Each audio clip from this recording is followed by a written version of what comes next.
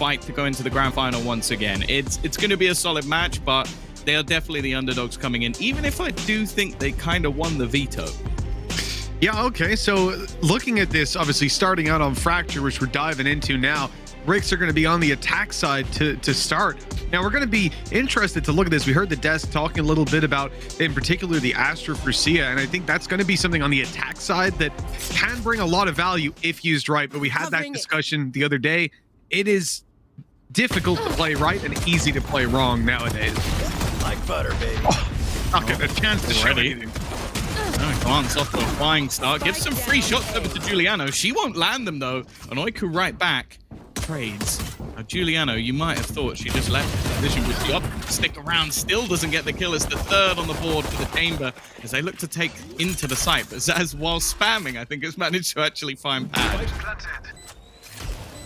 That damage. 8 HP, 19 left on these Ricks players. Just a well-placed bullet needed for G2 on the way back in. They've got 2 players to work with. Full shield. Whoa, that's an awkward fight. Saw the headshot connected onto Zaz, and I started to fear the worst, but G2 have gotten away with it, getting the defuse in here for round number 1. Good progress by Ricks, though. They really didn't seem to have too much trouble getting through A main. Bar that first fight, really, the push through the double doors catching them off a little bit.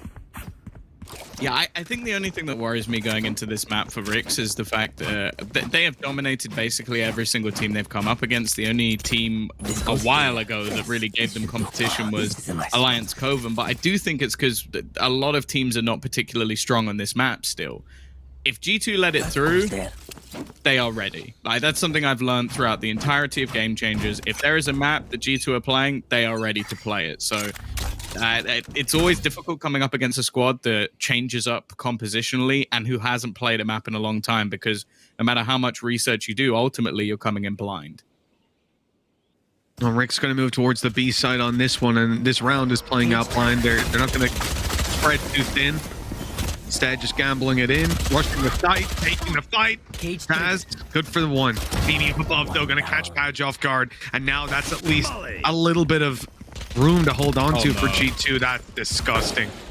No way for Sia to stay in that corner. Oiku does her best to pull back one, but G2 still have the lead. And with that wall only just now being broken, this whole time they've only had to look at main. Now they'll start thinking about arcade as well, but they also know there's a player on each side, or at least there was. And the thing is, they've got the spike, so it's not really like they have to cover any other angle. They can just watch for these 2 players looking to try and fight back in, and this force buy hasn't exactly gone to plan for Ricks. I will say I like the idea, like using the Astra fake smokes just to run onto the site alongside the screen. It's a cool concept to gain you a lot of ground quite quickly. The problem is they just didn't win a lot of the duels, and now they've put themselves in quite a poor spot economically. The only saving grace, though, is I believe that because of how much damage Oiku's already done, she actually has the tour de force. I think that's sort of just looking back at that round for another second. Rick's in a position where they got the site, they had dealt with Cypher utility and didn't go looking for that Cypher, right? There was that moment where C is called to move back to B to get that plant in, and while they're focused on doing that, Padge is reloading, gets caught out. There's really an extra couple seconds of just clearing out that site. What they needed. Easy to make those mistakes. A lot of players here, but their support plants able to pick up a double. Rick, they keep on pushing. I don't know how much success they're going to have past that first. There's players rotating into support, and okay, nice shot hit onto Giuliano. That's going to do something. Yeah, they haven't even noticed that the tour de force is currently in play. There we go. That's the first shot that's finally been sent out by Oku, because a lot of these battles have been so aggressive, and Zaz with a pistol. Who could have thunk it? 3-0. G2 off to a flyer of a start, and while the remaining players that have gone down could even take a couple of risks here with some weaponry, because, well, financially they're in an incredibly good spot. Yeah, the benefit of having the rounds play out as they did. Coming into this, though, Ricks will have the rifles at long last. This is where the big damage can come in, the big impact in these attack rounds, and hopefully they've gathered some information. But you got to look at the G2 defensive side and how much it's swapped up. Even think back to that round, Cypher up in heaven, Mimi was able to catch off Padge, right? We talked about it. Well, now look where Cypher is, taking this fight early and towards Dish. Still Padge on the other side of that barrel, but Mimi's going to back out. Having a Spectre in that fight, really not favorable, and she wanted the map control early, But now that Ricks have fought for it, it's worth giving up for G2.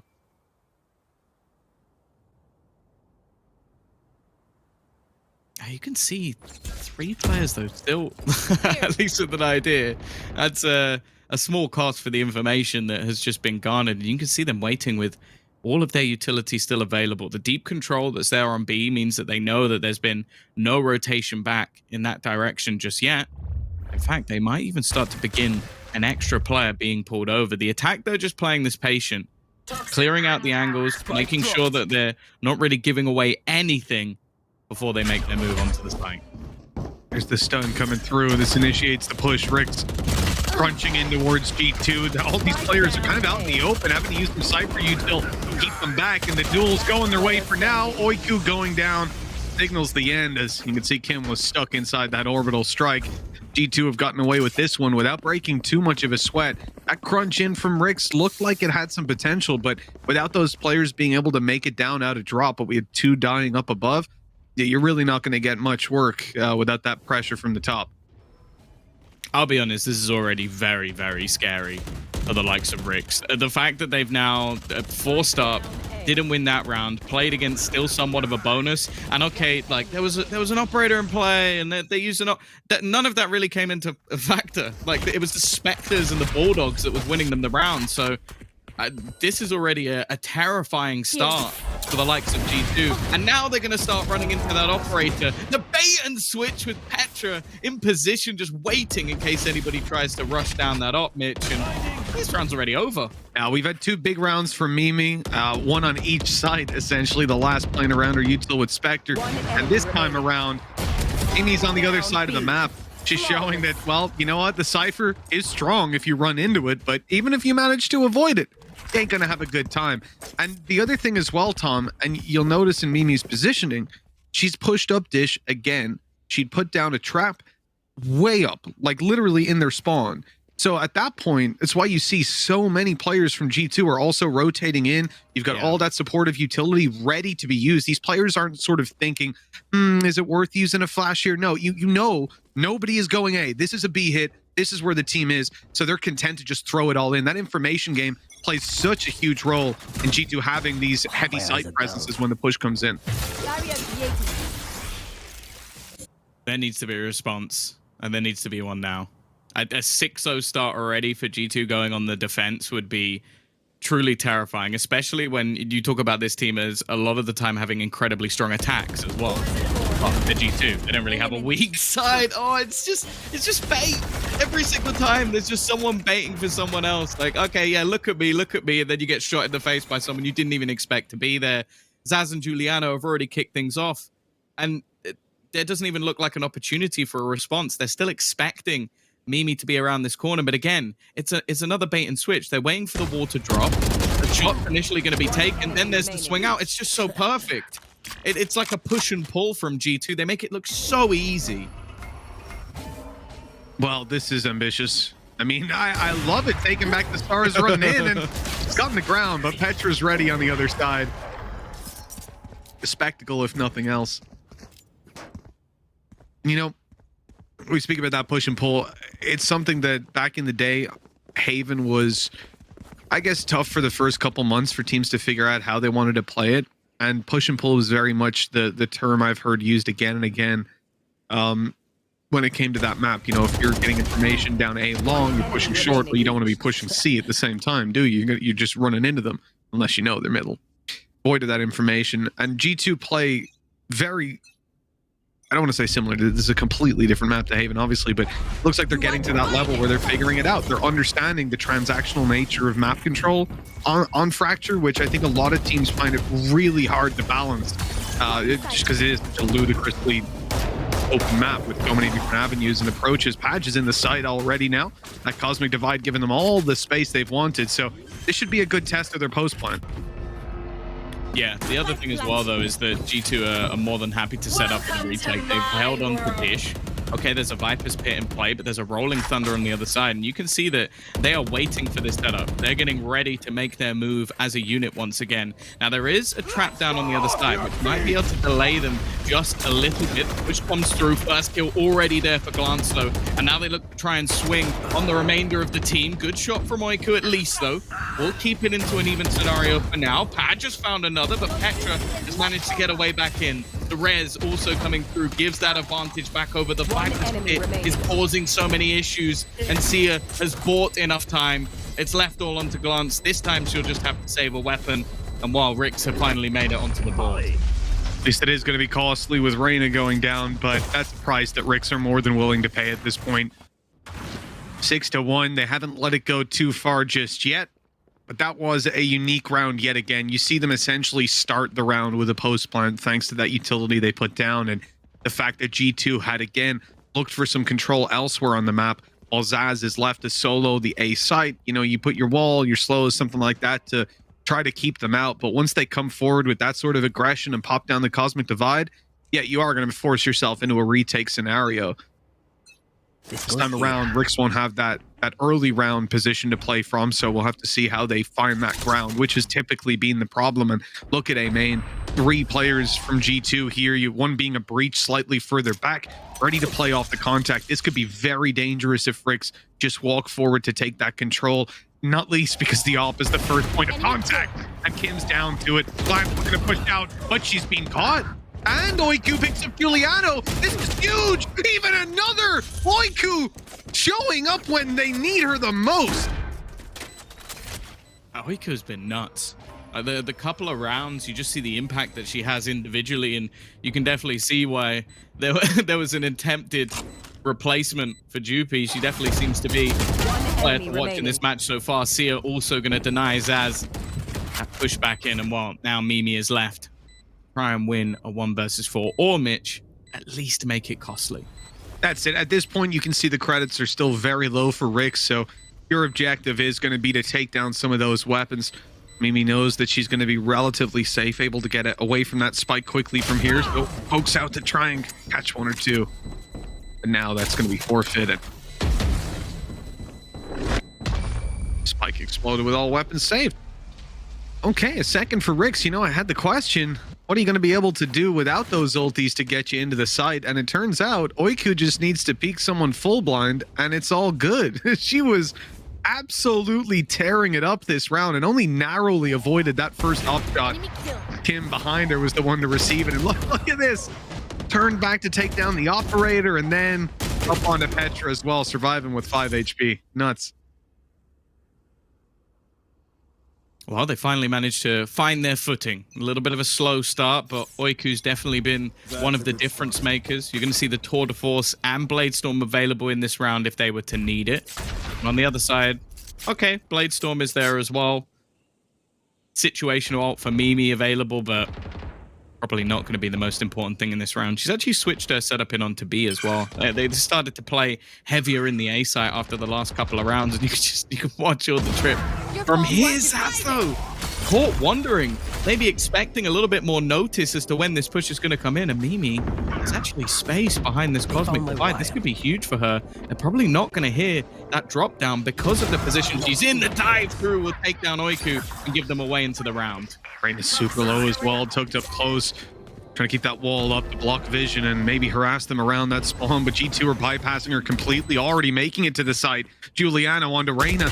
Lance has only narrowly missed Tia, who's able to step it up and deal enough damage for an easy follow through from Kim. That's a third for Rix, and they have certainly found their flow here on the attack. We saw so much difficulty in those first couple of rounds. It was looking scary, but no doubt they're starting to come up with a solution here. I wouldn't be surprised if G2 come through with a pause at this point, Tom. It feels like this is roughly where you start to make those. You know, they're left in a lot of these retake positions, and I think they're maybe needing to go back to the drawing board a little bit. They've also made a couple of mistakes, which are a bit more uncharacteristic just to G2, like Zaz being caught completely in the open, Oiku managing to trade a 1v2 scenario in the round before. Like, these are things that don't happen to G2, and they definitely don't happen multiple rounds in a row. Now, the good thing is, on their side of things, they've managed to build up enough economy that they can lose 3 rounds in a row and still have a bye, which is somewhat absurd, but hey, they're the ones who have managed to do it. Solid stun. Plant going to be in a lot of trouble here. The fact she even gets 1 is decent, and they picked off the Lurker of Oiku at the same time. Giuliano getting hit with so much utility, but there's counters there, and Petra alongside her. She just needs to get another kill here, and oh, it's a little bit dicey. Does at least take down Sia, and Reyna is so low. Yeah, had to make sure there weren't players immediately pushing her, but now having burnt up that time, Zaz is close. Reyna gonna fake it out, but Zaz is quick to the trigger. 7-3, a team ace for G2.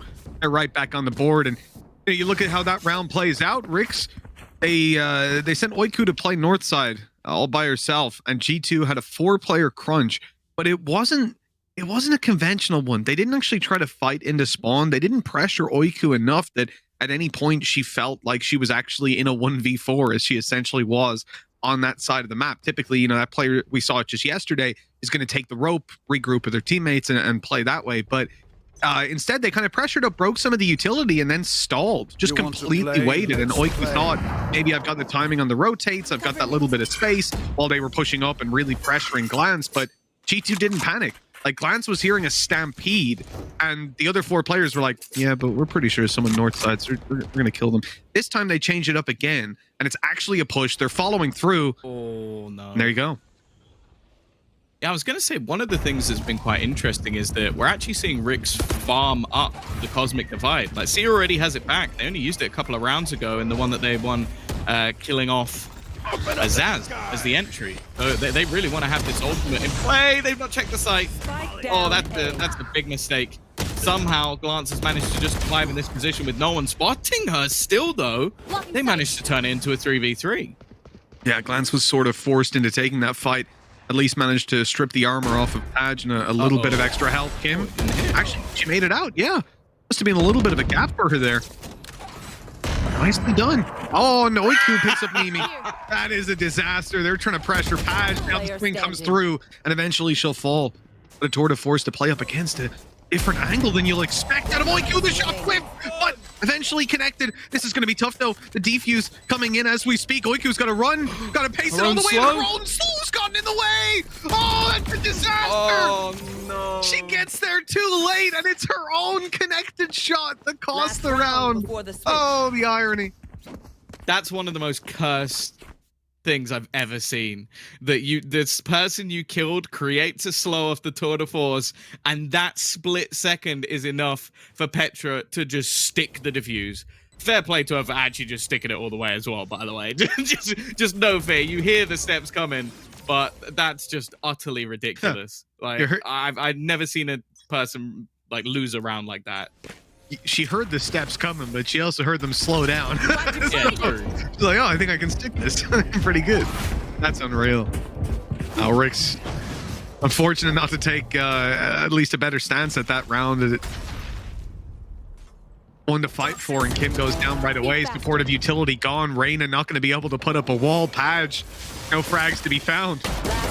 This is G2 with a dominant closer to this half. Trying to get anything done, but again, double peak, well timed, and G2 are going to end up with 9 rounds in the defensive half. Again, this is a map that I believe they haven't played since February, and again, it was a fairly different composition that they were running alongside it as well. So the fact that they've come in, adapted to what they were doing, switched up their agent pool, and it still looks this good on the defensive side. This is why they're the best. This really is why they're the best. And for Rix at the moment, they've got to try and prove how good their defensive side can be, which, okay, we've seen it versus some of the teams along in the tournament. Like I said earlier, we saw them like 5-0, 4-0 because their first half was so dominant. It's a lot easier to have a strong defensive half after you've had a very dominant attacking half. I think a lot of the time your opponent's kind of checked out at that point.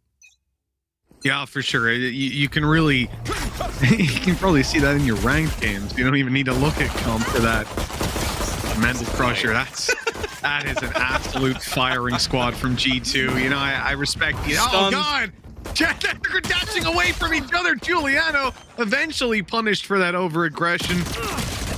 And another kill coming through. Okay, this round is not one for G2 just yet. Oh, maybe got a little bit ahead of themselves. Zaz didn't check the corner either. Didn't expect Padge to be back in that spot already. And now, well, it's left all on to one. I didn't even see Petra there, but clearly Padge just has some laser vision through the aftershock. Yeah, well, nicely connected. Maybe just spraying through on the mini-map. 9-4. Rix, it's a lifeline. It's an opportunity. But we know well, G2 are a dangerous team regardless of the round that we're talking about.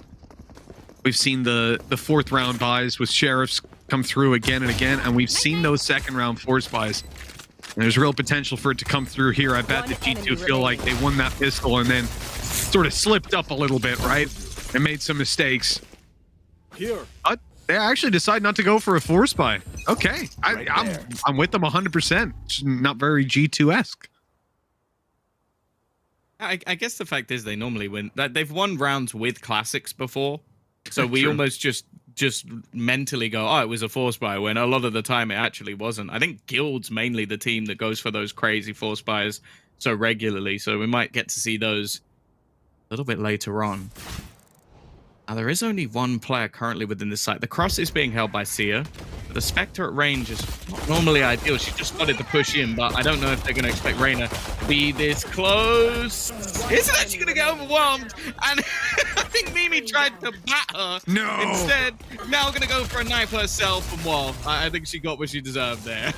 Yeah, she most definitely did. That knife ace would have been nice, though. Would have been a beautiful thing to see. Petra getting that ult orb up with the classic. All good, all good. The dive out's not a bad strat. It's just, there's so many angles to play from there, right? They had enough just players. Someone running at her with a baseball bat. It's never going to get on. Oh, it was close. Oh, G2 decide not to invest much. They don't get away with very much for it. It's a boring round, I suppose, in some ways. But now we dive on into the meat and bones of it. They got a lot of rifles to play with here for G2. And for Rix, look, Spectres can be dangerous, but you're going to want that number advantage in those fights. You see 3 players up here north side of B ready to skirmish, but look how passive G2 are being. And you saw just a few rounds ago, is it Zaz didn't clear the corner? I think they're going to be pretty careful of it on this round. A lot of this utility just being used to delay at the moment. The pot flash making sure that no one can really push forward, and it does seem like they're going to start doubling their way back in towards this A site. It could just be the amount of personnel they've already spotted. Like, they know that Chamber was around this position because of the trap. They know that Breach is there too, which is one of the danger agents in the round, with the stuns making that Spectre so much more deadly. They're going to go in towards where we've got the double controllers. Yeah, there is some support coming through as well. Kim making her way over here now. One-way orb. Oh, that's not going to be easy to walk through. The snake bites are still online, but in the meantime, Sia being tagged down heavily. She's 5 HP. They barely surviving in the corner. That flash stopped Kim from actually taking the peek. It would have been an execution. Oh, that's beautiful. G2 flooding over the side, and Rix, well, they held on for quite a while. They delayed them. They kept them back. But when the push came through, G2 could not be stopped. Padge just wants to make this costly. Smoke through, not going to expect Glance to be on a slight off angle, and G2 are going to have their 10th. Now, this is obviously where we are going to have Rix buying in themselves.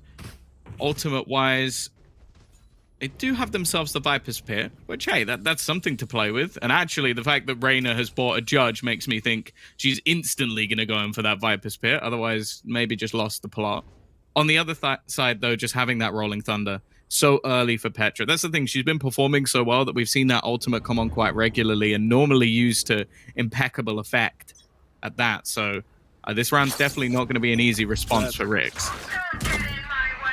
Well, it looks like they're going to try to make things a little bit easier with a Viper's Pit inside of A main. And this goes all the way up to the door. Definitely not the Viper's Pit that I'm used to seeing. Towards the A side itself, actually playing much more passive is decently common, even down from drop. But This one is here here allows them, right?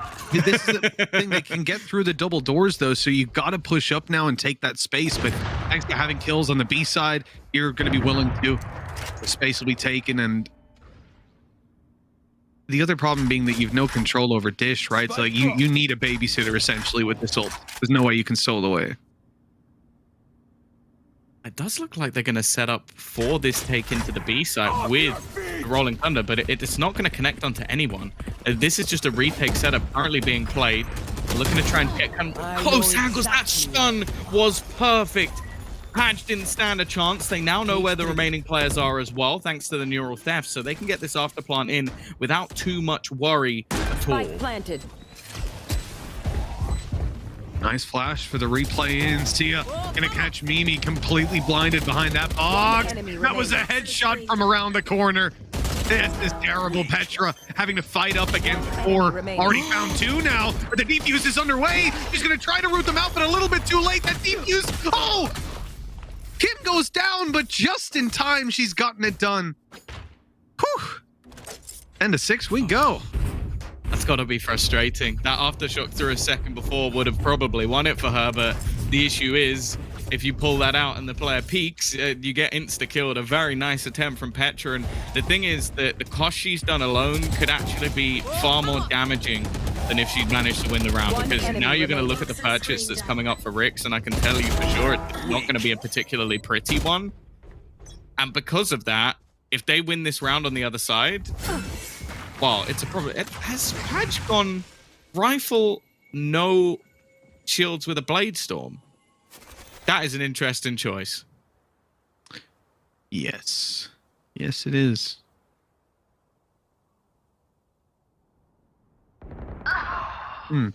Oh, she hasn't done anything with it. There's a shot to the body taking her down. Oiku's gone.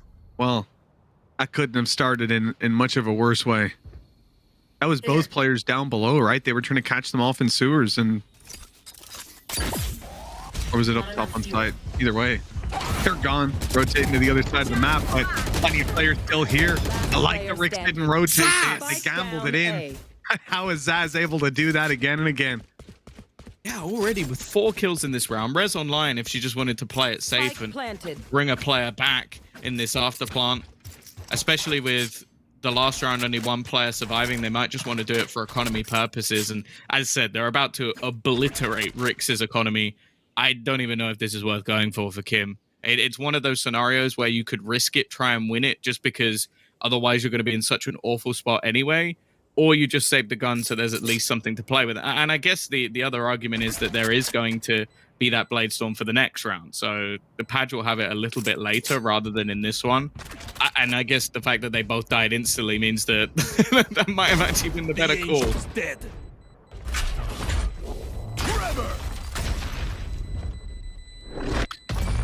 All Kim was trying to do there was slow down a couple extra players, right? Get them killed. She won't overextend here, so the rifle will be saved. Oh, it's starting to look like a long road ahead of Rix. If the rounds keep bouncing back and forth like this, it won't be too long before we hit that second map. Not enough fuel. Yeah, and that second map as well, being Icebox, one that I think this year G2 are 13-0 on, which includes playing the last 3 of the 4 times they played it were against Guild. we basically say are the second best team within Game Changer, so proving their dominance versus basically everyone. So that's a very scary place. A good map as well for Rix, but still not a place I feel like they're going to want to go, especially after this map. Juliano is already just going to deny the aggression. 2 players pushing through, and while she makes it look incredibly easy, in fact, they're trying to pinch onto her. The real question, Mitch, how many does Juliano get? Well, that's going to be the 3rd connected already. The Blade Storm eventually puts an end. What could have been a beautiful clutch or a beautiful multi-frag. I mean, this Blade Storm going to have to do a lot of work to root out these players. And you can see for now, hoping that someone overextends, hoping a mistake is made. And, well, mistakes weren't made. The push from Zaz gets the kill and the follow-up as well. She has been unbelievable these last 2 rounds. The work being done is immeasurable. 12-6. 6 in a row on the defensive side of Fracture. That would be quite a feat, but Ricks are going to have to hope they can make that happen. And let's just take stock of exactly where we're at. Ulti's practically all online. 2 just 1 away and another 2 online. Economy stacked for G2 as well. They have got a ton of credits. You're talking about 2, maybe 3 rounds in a row before you see them actually take an eco. And that's without taking into consideration that Giuliano ain't even going to buy this round. She's got a shorty and a blade storm. Yeah, I don't think she plans on coming back. I think that's why there's no point in her having a gun. She is running straight into this site. Oiku might just have a nasty surprise. The flash is so good, but she dissipates. That's perfect. You see Padge get the kill, and Kim has found another couple. That couldn't have been better timed. And they will slam this fast attempt for G2 to close. That, we talked about, the word trap card was thrown around earlier. That felt like exactly what we just witnessed. Maybe a situation, a circumstance to some degree, but Padge coming up that rope right after the TP, that was actually so beautiful. It was like that player is almost a hologram. Aha, I'm not actually here, Mr. Bond. And then in comes Padge. That was absolutely gorgeous. The rolling thunder right after, letting them clean the round up. And that's exactly the word, clean. Now do it again. 5 more times. That's the sad part, right? Yeah, that's the thing. Well, we can already tell that G2 aren't doing the same strategy because they're not already in the site. So that's enough that you can learn that this is something a little bit slower, a little bit different. Padge's angle. Oh, dear. Oops. I was going to say there's no way that Giuliano expects that, but if you give her enough time, she definitely will. And Oiku now left within the site. We'll clear some of the closer angles, but it's not actually going to clear her out of position. Flash going through, and Giuliano's won that duel as well. Maybe a little bit angry after the previous round. Her teammates will trade after her death, and well, now Sia is the last lady standing to try and bring this one home. Yeah, another huge task. Off your feet! A little too much to ask. They've spotted her now. Rolling Thunder not going to hit, so she's good for the first, but tries to retreat into the cosmic plane, but she's been pulled right back. 13-7. That's an impressive map from G2. I think showing the dominance that we expect of them and pulling back into a couple of rounds. Really, Tom, we came in today and said that Ritz maybe won the veto. Are you still feeling like that after that map? That's the thing. There is no winning the veto versus G2. Sure. All in all, if you looked at this at the beginning of the day and you go, okay, this is a map that realistically G2 haven't played very much, and the next one is one of Rick's favorite maps. You go, wow, they've won the veto. Then G2 come in and go, well, yeah, we let you pick this map because we've been prepared for it the entire time. And that's the problem with G2 is it always seems like they're a move or maybe even 2 moves ahead of every other team in the tournament. This is why they're now 1 map away from being in that grand final and waiting for everyone else to get there. Well, we're going to have to wait a moment to see if Ricks can bounce back from that defeat. A reverse sweep now needed up against G2, the heavy favorites of the tournament, delivering exactly as expected. We're going to toss things off to a break. When we come back, the analyst desk will set up the possibilities for a victory, if any, for Ricks GG.